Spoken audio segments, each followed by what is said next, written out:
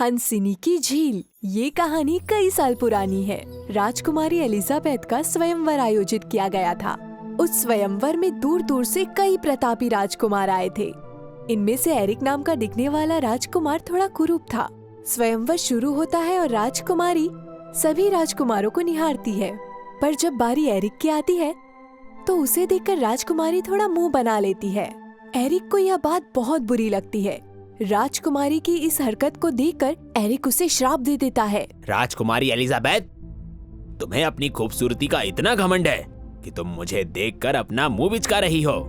मैं तुम्हें श्राप देता हूँ कि आज से तुम राजकुमारी नहीं, एक हंसनी बनकर रह जाओगी। ये सुनकर एलिजाबेथ और उसके पिता बहुत दुखी हो जाते हैं और राजकुमार एरिक से माफी मांगते हैं। हे राजकुमार, मुझसे बहुत बड़ी भूल हो गई है, कृपया मुझे माफ कर दीजिए। राजकुमार, इसे माफ कर दो। ये बेहद नादान है जो इससे इतना बड़ा दुस्साहस हो गया है। कृपया करके अपना ये श्राप वापस ले लीजिए, नहीं तो मेरी बेटी का जीवन नष्ट हो जाएगा। राजकुमार एरिक का गुस्सा थोड़ा शांत होता है। मुझे माफ कर दीजिए राजन, मगर अब इस श्राप को वापस लेने का कोई तरीका नहीं है। मगर इस श्राप से मुक्ति का उपाय मैं आपको जरूर बता सकता हूँ। अगर कोई इंसान आकर इसे एक हंसनी के रूप में ही प्यार करने लगेगा और अपनाएगा तो ये श्राप मुक्त हो जाएगी। और हाँ, एक बात और, राजकुमारी को इस श्राप से मुक्ति सिर्फ वही दिला सकता है जो इस श्राप के बारे में नहीं जानता हो। जैसे ही राजकुमार एरिक ये बोलते हैं, वैसे ही राजकुमारी एलिजाबेथ एक हंसनी बन जाती है और शहर के पास वाली झील में रहने लगती है। कई साल तक राजकुमारी एक ऐसे व्यक्ति का इंतजार करती है जो उसे इस रूप में प्यार करे। झील के पास कई व्यक्ति आते तो हैं, पर सिर्फ झील और हंसिनी की तारीफ करके चले जाते हैं।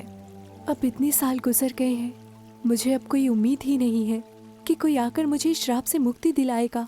शायद मेरे घमंड का यही पश्चाताप है कि मैं जिंदगी भर हंसिनी बनकर रहूंगी। उसी दिन शाम को एक युवा मुसाफिर जिसका नाम जेम्स था, झील के पास ही आकर बैठ जाता है। शहर में कितना शोर है और यहाँ पर कितनी शांति।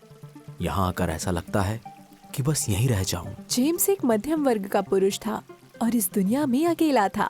ऐसे में झील जैसी शांत जगह को पाकर उसका मन तृप्त हो गया।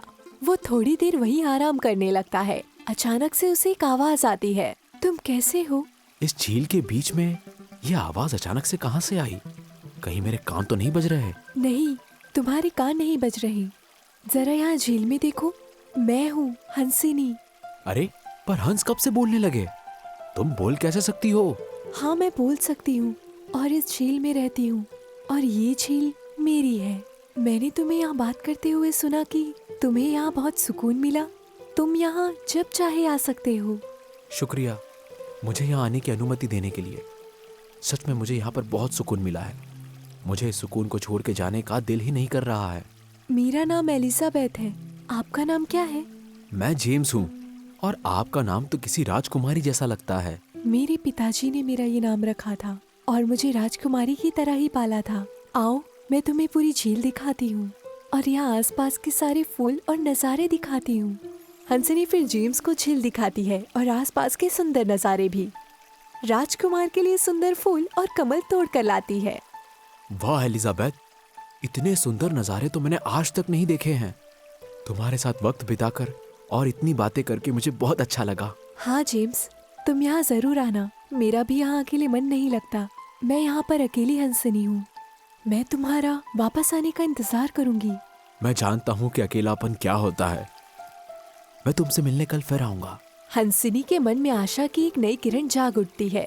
वह जेम्स की प्रतीक्षा करने लगती है और जेम्स की बात करने का तरीका अथवा सरल भाव उसे भाने लगता है। अगले दिन शाम को जेम्स झील के पास आता है। उसे देखकर हंसनी बेहद खुश हो जाती है। जेम्स, मैं तुम्हारा ही इंतजार कर रही थी और तुम एकदम सही वक्त पर आए हो। थोड़ी ही देर में सूरज डूबने वाला है और इस झील के पास सूरज डूबते हुए बहुत ही सुंदर दिखाई पड़ता है। मैं यहाँ आने का इंतजार कर रहा था और जैसे ही मेरा काम खत्म हुआ मैं तुरंत यहाँ पर आ गया। सच, सूर्यास्त का यह नज़ारा बहुत सुंदर लग रहा है। दोनों मिलकर सूर्यास्त को देखते हैं और सूर्यास्त का अनोखा दृश्य देखकर जेम्स बेहद खुश हो जाता है। एलिजाबेथ, सच में ये दृश्य बहुत ही सुंदर है। अब ये दृश्य देखने मैं रोज तुम्हारे पास आऊंगा। हाँ जेम्स, ये सूर्यास्त तो बहुत सुंदर है, किंतु कितनी भी सुंदर चीज हो, उसे अकेले अनुभव करने का कोई मजा नहीं है। मैं तुम्हारा ये दुख समझ सकता हूँ एलिजाबेथ, लेकिन तुम आज से अकेली नहीं हो। मैं हूं ना तुम्हारे साथ, और तुम्हारे हर सुख दुख में मैं तुम्हारा साथ दूंगा। जेम्स की ये बातें सुनकर एलिजाबेथ की आंखें नम हो जाती है। कई साल बाद उसे प्रेम का अनुभव हुआ। खुशी से उसकी आंखें नम हो जाती है। एलिजाबेथ को जेम्स बहुत अच्छा लगने लगा था। उसे ये भी समझ आने लगा था कि इंसान का अच्छा होना उसकी शक्ल सूरत और धन संपत्ति से ज्यादा उसके अच्छे व्यवहार और नेकी से होता है। जेम्स भी हंसिनी को पसंद करने लगा था, पर उसके मन में हमेशा एक ही सवाल रहता था कि क्या हंसिनी उसके प्रेम को स्वीकार करेगी। एक दिन जेम्स झील पर नहीं आता। एलिजाबेथ बेचैन हो जाती है और जेम्स ठीक तो है, बस यही विचार उसके मन में घूम रहा था। रात को भी उसे अच्छी नींद नहीं आई। आज जेम्स नहीं आए, कहीं वो किसी मुसीबत में तो नहीं। हे भगवान जी, उनका ख्याल रखिएगा। अगले दिन जेम्स शाम के बदले दोपहर को ही पहुंच जाता है। उसे देखकर एलिजाबेथ तुरंत कहती है, जेम्स, कल तुम कहाँ थे?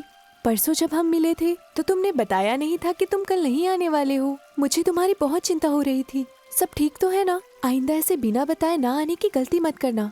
मुझे तुम्हारी बहुत चिंता हो रही थी। अरे मुझे माफ कर दो एलिजाबेथ, मुझे किसी जरूरी काम से दूसरे शहर जाना पड़ा। मैं आज ही सुबह वापस आया हूँ। मैं आइंदा तुम्हें बिना बताए कहीं नहीं जाऊंगा और तुम्हें चिंतित नहीं करूंगा। मेरा ऐसा करने का कोई इरादा नहीं था एलिजाबेथ। अपने प्रति ऐसी चिंता भाव देखकर जेम्स को बहुत खुशी हुई। अपनी माँ को छोड़कर आज तक जेम्स की ऐसी चिंता किसी ने नहीं की थी। उसके मन में एलिजाबेथ के लिए इज्जत और प्यार की भावना और बढ़ गई थी। जेम्स ने सोच लिया कि अब वो अपने मन की बात हंसिनी को बता देगा, फिर आगे क्या होगा वो देखा जाएगा। एलिजाबेथ, मैं तुमसे कुछ कहना चाहता हूँ। कहो जेम्स, क्या बात है? मैं तुमसे बहुत प्यार करने लगा हूँ और अब मेरा मन तुम्हारे साथ रहने को करता है। रोज सुबह उठकर बस मैं इस पल का इंतजार करता हूँ कि मैं यहाँ आऊँ और तुमसे मिलूं। जैसे ही जेम्स ये कहता है, हंसिनी एक सुंदर राजकुमारी में बदल जाती है। ये देखकर जेम्स चौंक जाता है और पूछता है, अरे ये क्या, तुम इंसान कैसे बन गई?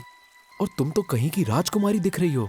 हाँ मेरे प्यारे जेम्स, सालों पहले मैंने एक राजकुमार का उसके रूप को लेकर अपमान किया था। फिर मुझे राजकुमार ने श्राप दिया कि मैं एक हंसिनी बनकर रह जाऊंगी जब तक कोई व्यक्ति मुझे आकर सच्चे दिल से प्यार ना करे। मैंने उम्मीद खो दी थी। मुझे लगा मेरी मृत्यु हंसिनी के रूप में ही हो जाएगी, पर तुम्हारे सच्चे प्यार ने मुझे इस श्राप से मुक्त कर दिया है। मतलब तुम एक राजकुमारी हो, तो अब तुम मुझ जैसे मामूली इंसान के साथ कैसे रहोगी? तुमसे मिलकर ही मुझे प्यार का मतलब समझ में आया है। जो इंसान एक हंसिनी को प्यार कर सकता है, उससे बड़ा ना कोई राजा है ना राजकुमार। इंसान अपने व्यवहार से जाना जाता है, ना कि हैसियत से। और तुमसे बड़ा अमीर इंसान मैंने आज तक नहीं देखा। मैं तुमसे शादी करना चाहती हूँ जेम्स, और तुम्हें अपना जीवन साथी बनाना चाहती हूँ। क्या तुम मुझसे शादी करोगे? हाँ एलिजाबेथ, मैं भी तुमसे बहुत प्यार करता हूँ और तुम्हारे बिना रहने का सोच भी नहीं सकता। इसी तरह जेम्स और एलिजाबेथ शादी कर लेते हैं और जेम्स को एलिजाबेथ के पिता द्वारा राज्य भी मिल जाता है। जेम्स एलिजाबेथ के साथ राजमहल में खुशी खुशी रहने लगता है। If you enjoyed this story, please like and subscribe our channel and press the bell icon to get future updates. And don't forget to comment.